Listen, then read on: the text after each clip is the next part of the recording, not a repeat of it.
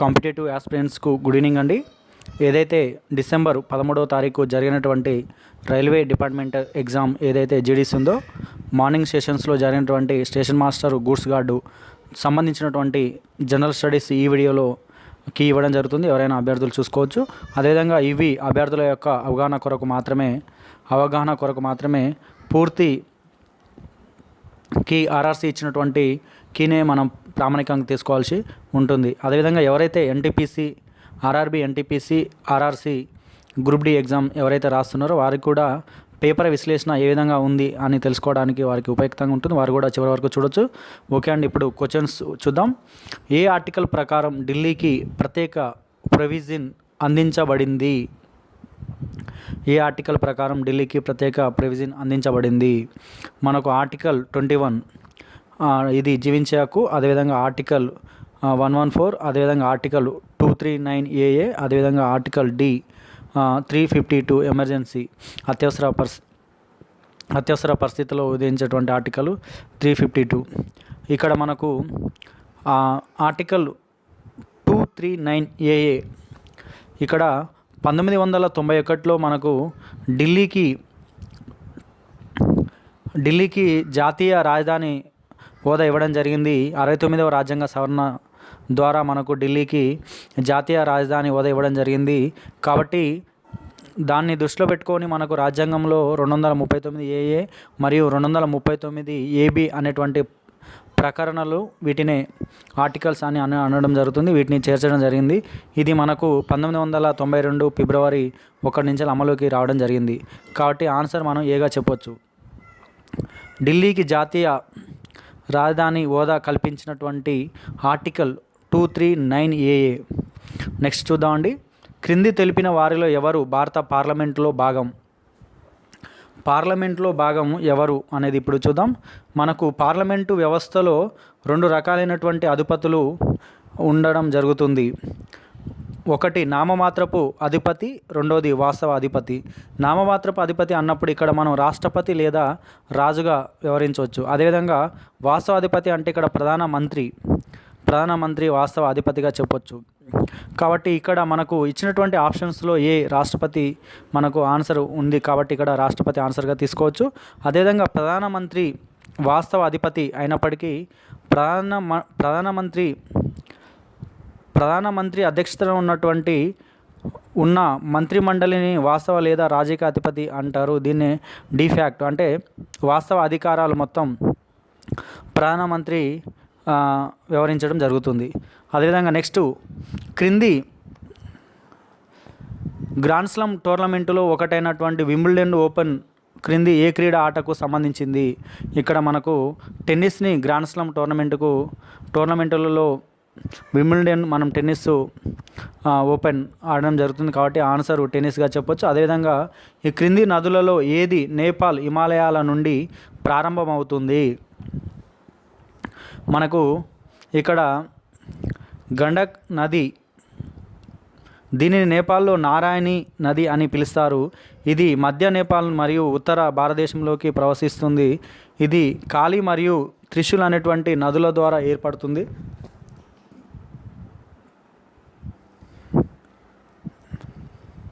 కాళీ మరియు త్రిశూల్ నదుల కలయిక వల్ల ఏర్పడుతుంది. ఇది మనకు నైరుతి దిశగా భారతదేశంలోకి ప్రవేశిస్తుంది. ఇది గంగా నది యొక్క ఉపనది అని కూడా చెప్పొచ్చు. గంగా నది యొక్క ఉపనది ఇది మనకు పాట్నా దగ్గరలో మనకు గంగా నదిలో కలవడం జరుగుతుంది. కాబట్టి ఆన్సర్ మనకు గండక్ నదిగా చెప్పొచ్చు.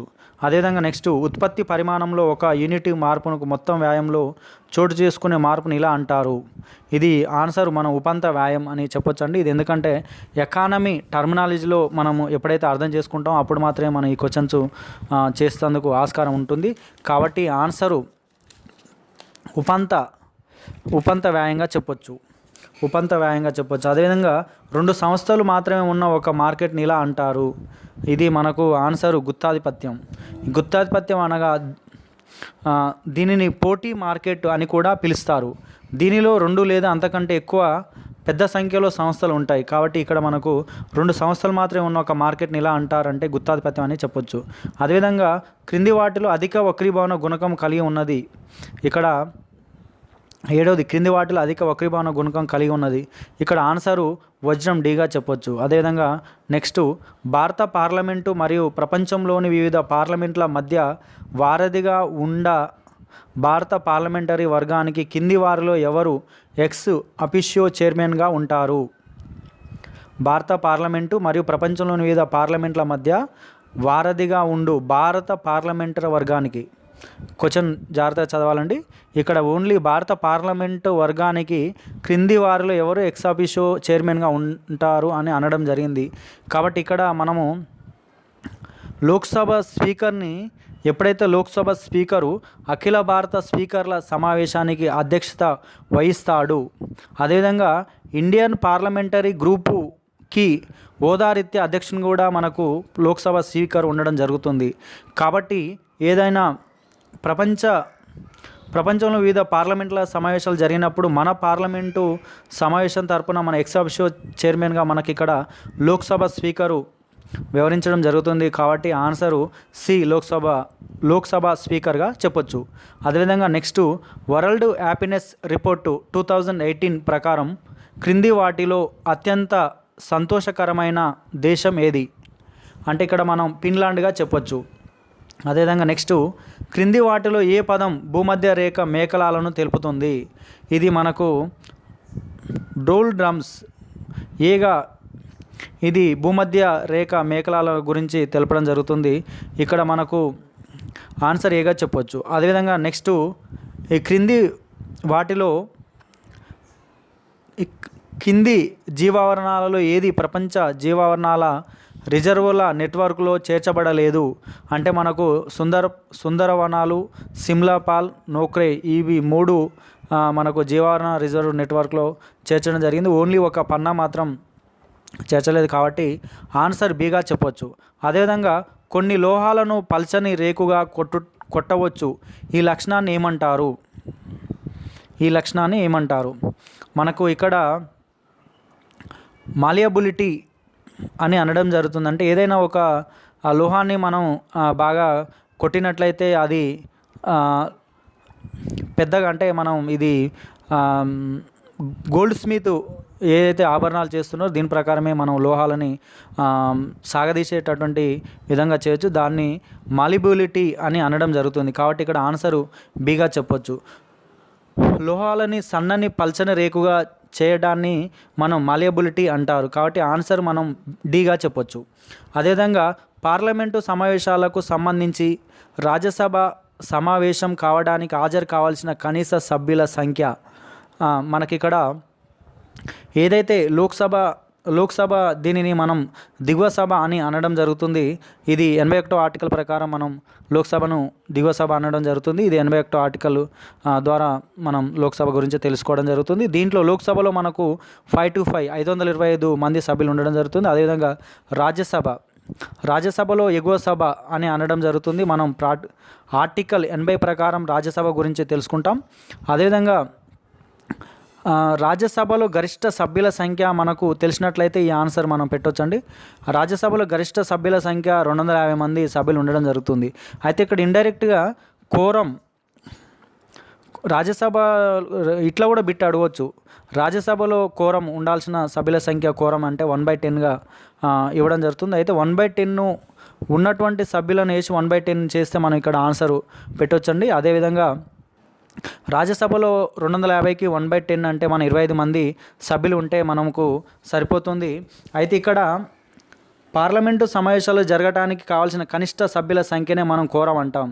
అయితే ఆ సభలో మొత్తం సభ్యులలో ఇక్కడ ఉన్నటువంటి సభాధ్యక్షునితో కలుపుకొని కూడా మనం 1/10 వంతు సమానంగా ఉంటుంది.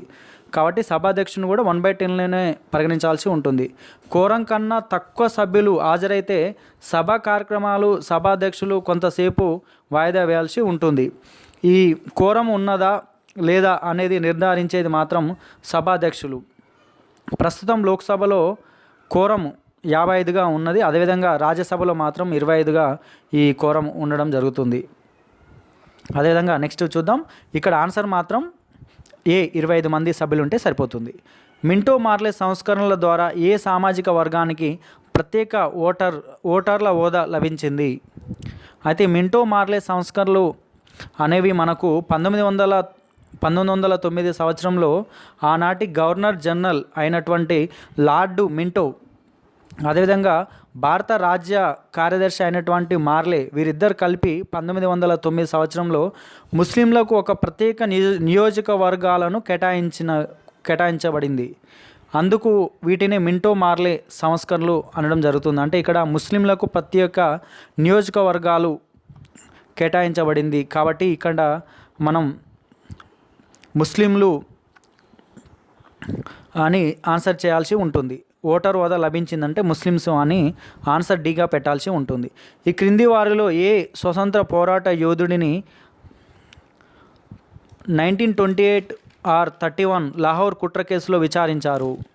అంటే ఇక్కడ మనకు శివరాం రాజ్గురిని మనకు ఈ స్వతంత్ర పోరాట యోధుడు 1928 లాహోర్ కుట్ర కేసులో విచారించడం జరిగింది. అసలు లాహోర్ కుట్ర కేసు అంటే ఏందో మనం కొంత తెలుసుకునే ప్రయత్నం చేద్దాం.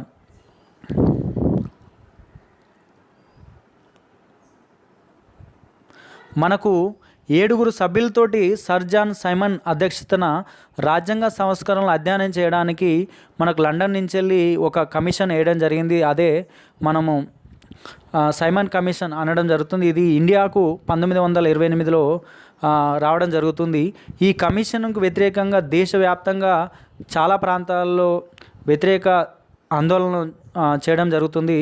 దాంట్లో లాహోర్లో జరిగినటువంటి ఈ బహిరంగ బహిష్కరణ ఊరేగింపుకు అక్కడ అధ్యక్షత వహించినటువంటి లాలా లజపతి రాయ్, లాల్ బాల్ పాల్ అని ఏదైతే అంటామో మనం, లాల్ అంటే లాలా లజపతి రాయ్ అనేటువంటి వ్యక్తి లాహోర్లో జరిగినటువంటి ఈ బహిష్కరణ ఊరేగింపుకు అంటే సైమన్ కమిషన్కు వ్యతిరేకంగా ఇక్కడ ఉద్యమాలు జరుగుతుంటే అక్కడ నాయకత్వం వహించినటువంటి లాలా లజపతి రాయ్ని సౌండర్స్ అనేటువంటి బ్రిటిష్ అధికారి విచక్షణ రహితంగా కొట్టడం వల్ల లాలా లజపతి రాయ్ కొన్ని రోజులు చనిపోవడం జరుగుతుంది. తెల్లారి అట్లా చనిపోవడం జరుగుతుంది. దాన్ని దృష్టిలో పెట్టుకొని మనకు 17 డిసెంబర్ 1928లో మనకు భగత్ సింగ్ అదేవిధంగా రాజ్గుర్లు వీళ్ళిద్దరు కలిసి లాహోర్లో సౌండర్స్ను మనం కాల్చి చంపడం జరుగుతుంది. భగత్ సింగ్ మరియు రాజ్గుర్లు లాహోర్లో సౌండర్స్ అయినటువంటి బ్రిటిష్ అధికారిని కాల్చి చంపడం జరుగుతుంది. ఈ సంఘటననే లాహోర్ కుట్ర కేసుగా ప్రసిద్ధికెక్కింది. కాబట్టి ఇక్కడ రాజ్గురు శివరాం రాజ్గురు పూర్తి పేరు. కాబట్టి లాహోర్ కుట్ర కేసులో ఈ శివరాం రాజ్గురుకు అదేవిధంగా భగత్ సింగ్ కూడా ఉరిశిక్ష పడడం జరుగుతుంది. కాబట్టి ఇక్కడ ఆన్సర్ సి శివరాం రాజ్గురుగా చెప్పొచ్చు. అదేవిధంగా నెక్స్ట్ ఆగాఖాన్, నవాబ్ మొహిసిన్ ఉల్ ముల్క్ మరియు నవాబ్ సలీముల్లాలచే 1906లో స్థాపించబడినటువంటి సంస్థ మనకిక్కడ ఆల్ ఇండియన్ ముస్లిం లీగు 1906లో వీరిచే ఏర్పాటు చేయడం జరుగుతుంది. కాబట్టి ఆన్సర్ ఏగా చెప్పొచ్చు. అదేవిధంగా స్వాతంత్ర సమరయోధులైన భగత్ సింగ్, సుఖ్దేవ్ మరియు రాజ్గురులకు ఎప్పుడు మరణశిక్ష విధించారు? రిలేటెడ్ క్వశ్చన్ అండి. ఇంతకంటే ముందు లాహోర్ కుట్ర కేసులో ప్రధాన నిందితుడు ఎవరు కేసులో విచారించారు అని అనడం జరిగింది. అక్కడ మనం శివరాం రాజ్గురు అనడం జరిగింది. రిలేటెడ్గా మనకు మళ్ళీ అదే క్వశ్చన్ అడగడం జరిగింది. ఆ క్వశ్చన్ ఆన్సర్ చేసినట్లయితే ఈ క్వశ్చన్ కూడా ఆన్సర్ ఈజీగా పెట్టవచ్చు. మనకు స్వతంత్ర సమరయోధులైన భగత్ సింగ్, సుఖ్దేవ్ మరియు రాజ్గురులకు ఎప్పుడు మరణశిక్ష విధించారు? ఇక్కడ మార్చి 23, 1931లో మనకు భగత్ సింగ్, సుఖ్దేవ్, రాజ్గురు ముగ్గురికి ఈ బ్రిటిష్ ప్రభుత్వం ఉరి తీయడం జరిగింది. ఇక్కడ ఆ టయానికి కరాచీలో మనకు 1931లో ఇండియన్ నేషనల్ కాంగ్రెస్ ఐఎన్సి సమావేశం జరుగుతుంది. ఆ టైం నాటికి కొంత గాంధీజీ మీద వ్యతిరేకత రావడం జరిగింది. ఎందుకంటే గాంధీజీ ఆ టయానికి కొంత ఈ ఉరిశిక్ష ఆపేటువంటి పని చేస్తే ఉరిశిక్ష ఆగేది అనేటి ఈ ఆపలేదని ఇతని మీద అంటే గాంధీ మీద కొంత నిరసన ప్రదర్శనలు ఎదురయ్యాయి. అదేవిధంగా నెక్స్ట్ చూద్దాం. భారత జాతీయ చిహ్నం కింది లిఖించబడిన సత్యమేవ జయతే అనే పదం ఏ లిపిలోనిది? మనకు దేవనాగరిక లిపిలో మనకు ఈ సత్యమేవ జయతే అని ఉండడం జరుగుతుంది. అంటే ఎప్పటికైనా సత్యమే జయిస్తుంది అని ఉండడం జరుగుతుంది. కాబట్టి ఇది దేవనాగరి లిపి బి ఆన్సర్గా చెప్పొచ్చు. ఒక బిల్లును ఆమోదింపజేసే సమయంలో రెండు సభల మధ్య ప్రతిష్టంభన ఏర్పడినప్పుడు రాష్ట్రపతికి ఉండే అసాధారణ అధికారం ఏమిటి? అంటే మనకు ఎప్పుడైతే ఈ బిల్లుల విషయంలో రెండు సభల మధ్య ఏదైనా ప్రతిష్టంభన ఏర్పడినట్లయితే సంయుక్త సమావేశం మనం రాష్ట్రపతి ఏర్పాటు చేయడం జరుగుతుంది. కాబట్టి ఆన్సర్ బిగా చెప్పొచ్చు. అదేవిధంగా ప్రముఖ టెన్నిస్ క్రీడాకారుడు నోవాక్ జోకోవిచ్ ఏ దేశానికి చెందినవాడు? ఇక్కడ ఆన్సర్ సి సెర్బియాగా చెప్పొచ్చు. అదేవిధంగా ఆధునిక ఆవర్తన పట్టికలో లిథియం యొక్క పరమాణు సంఖ్య 3గా చెప్పొచ్చు. అదేవిధంగా క్రింది వారిలో పట్టణీకరణంపై జాతీయ కమిషన్ చైర్మన్ ఎవరు? ఇక్కడ మనకు ప్రస్తుతం సీఎం కొరియాగా ఆన్సర్ డిగా చెప్పొచ్చు. అదేవిధంగా ప్రముఖ నాగేశ్వర జ్యోతిర్లింగ దేవాలయంలో డాష్లోని ద్వారకాలో ఉంది. ద్వారకా అంటే మనకు ఆల్రెడీ గుజరాత్లో ఉన్నది కాబట్టి ఆన్సరు ఏగా చెప్పొచ్చు. అదేవిధంగా ఒక ఆర్థిక వ్యవస్థలో ద్రవ్యోల్బణం మరియు నిరుద్యోగిత అధిక స్థాయిలో ఉండే పరిస్థితిని ఏమంటారు? ఒక ఆర్థిక వ్యవస్థలో ద్రవ్యోల్బణం మరియు నిరుద్యోగిత అధిక స్థాయిలో ఉండే పరిస్థితిని మనం స్టాగ్ఫ్లేషన్ డి ఆన్సర్గా చెప్పొచ్చు. దీన్నే మనం స్టాగ్ఫ్లేషన్ అని అనడం జరుగుతుంది. అదేవిధంగా నెక్స్ట్, భారతదేశంలో క్రీడలు మరియు ఆటలలో జీవిత సౌపల్య అవార్డుగా క్రింది వాటిలో దేనిని అందజేస్తారు? మనకిక్కడ జీవిత సౌపల్య అవార్డుని క్రీడల్లో ఇచ్చేటువంటి జీవిత సౌపల్య అవార్డుని మనం ధ్యాన్ చంద్ అవార్డు ఇవ్వడం జరుగుతుంది. కాబట్టి ఆన్సర్ డి అని చెప్పొచ్చు. అదేవిధంగా 1944లో ఈ క్రింది వారిలో ఎవరు గాంధేయ ప్రణాళికని రూపొందించారు? ఇక్కడ కొంత మనం ఈ ప్రణాళికల గురించి కొంత తెలుసుకునే ప్రయత్నం చేద్దాం. మనకు స్వాతంత్రానికి ముందు అసలు ప్రణాళిక అంటే ఏందో చూద్దాం. ముందుగానే నిర్ణయించుకున్న లక్ష్యాలను సాధించడానికి అందుబాటులో ఉన్న వనరులను ఒక ప్రాధాన్య క్రమంలో కేటాయిస్తూ రూపొందించుకున్న ఒక రూపకల్పనే ప్రణాళిక అంటారు. భారతదేశం స్వతంత్రం రాకముందు కొంతమంది మన మేధావులు, కొంతమంది ఆర్థికవేత్తలు, మేధావులు మన కాడ ఉన్నటువంటి కొంతమంది వీళ్ళు కొన్ని ప్రణాళికలను తయారు చేయడం జరిగింది. అవి ఇంప్లిమెంటేషన్ కాకపోయినా కొంత ప్రణాళికలు తయారు చేయడం జరిగింది. అవి ఏంటో చూద్దాం. మనకు భారత ప్రణాళిక సంఘం 1950 మార్చి 15న ఏర్పాటు చేయడం జరిగింది. స్వాతంత్రం కంటే ముందు కొన్ని ప్రణాళికలు ఏర్పాటు చేశారు. అవి జవహర్లాల్ నెహ్రూ మనకు జాతీయ ప్రణాళిక కమిటీ అని 1938లో ఏర్పాటు చేయడం జరిగింది. అదేవిధంగా 1943-44లో భారతదేశంలో ఉన్నటువంటి 8 మంది పారిశ్రామికవేత్తలు ముంబైలో ఒక ప్రణాళికను రూపొందించారు. ఎక్కడైతే ప్రణాళిక రూపొందించారో ఆ ప్లేసు మీదనే దానికి ముంబై ప్లాన్ అని పేరు పెట్టడం జరిగింది. అదేవిధంగా 1943-44లో ఎంఎన్ రాయ్ మనకు ప్రజా ప్రణాళికను రూపొందించడం జరిగింది. అదేవిధంగా 1943-44లోనే ఎన్ఎస్ అగర్వాల్ శ్రీమన్ నారాయణ అగర్వాల్ మనకు గాంధేయ ప్రణాళికను రూపొందించడం జరిగింది. ఈ విధంగా ప్రణాళికలు రూపొందించారు. ఇవి ఎక్కడ ఇంప్లిమెంటేషన్ కాలేదు. 1950లో మనకు ప్రణాళిక సంఘం ఏర్పడింది. దానికంటే ముందు ఏర్పరిచినటువంటి ప్రణాళికలు. కాబట్టి ఇక్కడ క్వశ్చన్ 1944లో కింది వారిలో ఎవరు గాంధేయ ప్రణాళికను రూపొందించారు? ఆన్సర్ మనకు శ్రీమన్ నారాయణ అగర్వాల్. అదేవిధంగా 1930లో దండి ఉప్పు సత్యాగ్రహం యాత్రను గాంధీ డాష్ నుండి ప్రారంభించారు. మనకు గుజరాత్లో ఉన్నటువంటి సబర్మతి ఆశ్రమంలో నుంచి మనకు 1930లో దండి ఉప్పు సత్యాగ్రహం ప్రారంభించడం జరిగింది. అదేవిధంగా వైశాల్యం పరంగా కింది తెలిపిన రాష్ట్రాల్లో ఏది అతిపెద్ద రాష్ట్రం? మనకు అతిపెద్ద స్టేటు రాజస్థాన్ బి ఆన్సర్గా చెప్పొచ్చు. అదేవిధంగా జాతీయ పార్క్ ఉత్తర మైదానాల టెరాయి ప్రాంతంలో ఉన్నది. ఇది దుధ్వా జాతీయ పార్కు ఉత్తర మైదానాల టెరాయి ప్రాంతంలో ఉన్నది.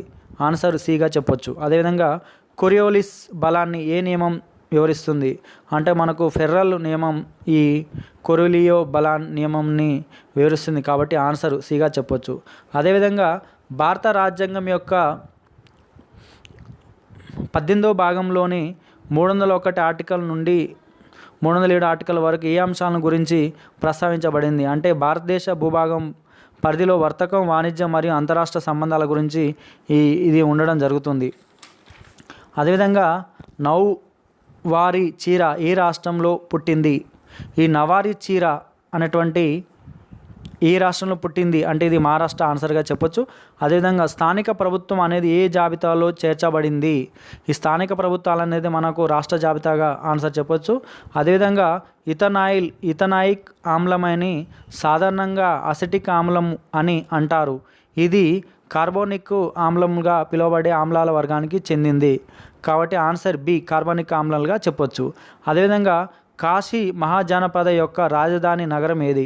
కాశీ మహాజన యొక్క రాజధాని నగరం మనం వారణాసిగా చెప్పొచ్చు. ఏదైతే మనం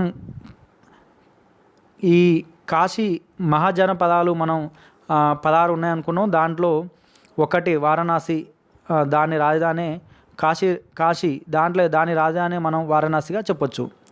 క్రింది క్రీడా వ్యక్తులలో ఎవరికి రాజీవ్ గాంధీ ఖేల్ రత్న అవార్డు 2017లో ప్రదానం చేయబడింది? అంటే మనకి ఇక్కడ దేవేంద్ర జుజూరియా అనేటువంటి వ్యక్తికి మనం ఈ రాజీవ్ గాంధీ ఖేల్ రత్న అవార్డు 2017లో ఇవ్వడం జరిగింది. అదేవిధంగా బెంగ్యులా మహాసముద్ర ప్రవాహం ఏ మహాసముద్రంలోకి ప్రవహిస్తుంది? బెంగ్యులా మహాసముద్రం మనకు దక్షిణ అట్లాంటిక్ మహాసముద్రంలోకి ప్రవహించడం జరుగుతుంది. అదేవిధంగా గాలిలో ఉండే నీటి ఆవిరిని ఏమంటారు? మనం ఆర్ద్రతని, గాలిలో ఉండేటువంటి నీటిని మనం ఆర్ద్రతగా చెప్పొచ్చు. బహుళ పరివర్తనాల వల్ల సుందరమైన ఆకృతులు ఏర్పడే పరికరం ఏది? అంటే ఇది కెలిడోస్కోప్. బహుళ పరివర్తనాల వల్ల సుందరమైన ఆకృతి మనకు కెలిడోస్కోప్ ఆన్సర్గా చెప్పొచ్చు. ఇదండి మనం మొత్తంగా చూసినట్లయితే జనరల్ స్టడీస్కి సంబంధించినటువంటి ఏదైతే స్టేషన్ మాస్టరు, గూడ్స్ గార్డ్ ఉందో దానికి సంబంధించినటువంటి కీ పేపర్ ఇవ్వడం జరిగింది. ఇవి ఓన్లీ అన్ని కరెక్ట్ అయినప్పటికీ కొన్ని ఆర్ఆర్సీ ఇచ్చినటువంటి ఆన్సర్స్నే మనం ప్రామాణికంగా తీసుకోవాలి. ఓకే అండి, నెక్స్ట్ మరొక అంశంతో మీ ముందుకు రావడం జరుగుతుంది.